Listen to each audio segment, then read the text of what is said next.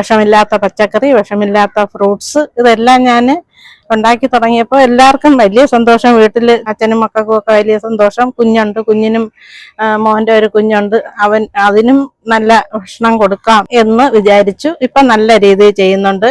Dragon fruit ഉണ്ട്, grapes, മെയിനായിട്ട് ഞാൻ ഗ്രേപ്സ് ചെയ്യുന്നുണ്ട്. ഗ്രേപ്സ് ഇപ്പോൾ പ്രൂൺ ചെയ്തു, അതിൽ പുതിയ പൂക്കൾ വന്നു തുടങ്ങി.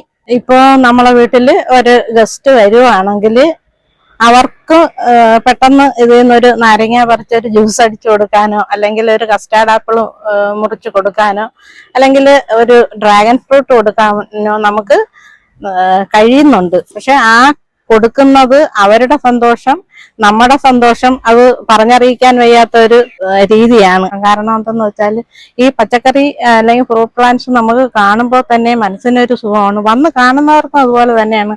ഇവിടെ ആൾക്കാർ വന്ന് കാണുന്നുണ്ട്.